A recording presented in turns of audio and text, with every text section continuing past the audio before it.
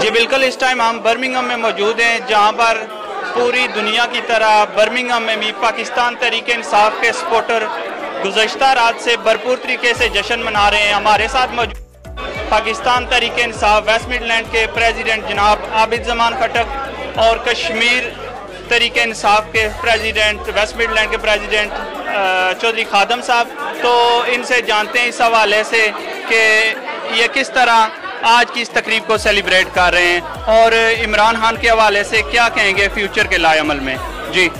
سب سے پہلے تو میں اپنے قوم کو مبارکباد پیش کرتا ہوں،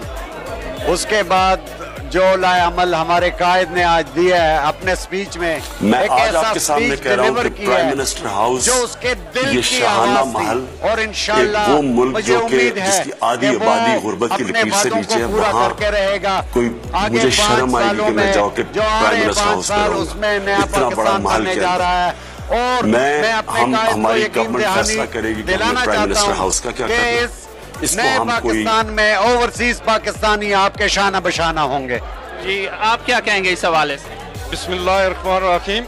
سب سے پہلے تو میں اپنی پاکستانی قوم کو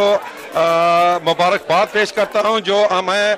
پاکستان میں پی ٹی آئی کی جو ایک لینڈ سلائڈ وکٹری ملی ہے، اس پر میں پاکستانی قوم کو اور بالخصوص جناب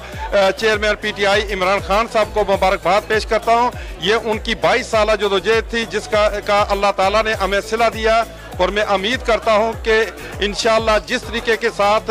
خان صاحب نے یہ وعدہ کیا ہوا کہ میں نیا پاکستان بناؤں گا، وہ انشاءاللہ جو ہی وزارت عظمیٰ کا حلف اٹھاتے ہیں اس کے بعد اس کے لیے وہ کام شروع کر دیں گے، اور وہ دن دور نہیں ہے کہ جس میں خان صاحب نئے پاکستان کی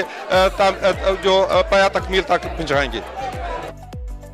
پاکستان تحریک انصاف برمنگھم کے صدور عمران خان کے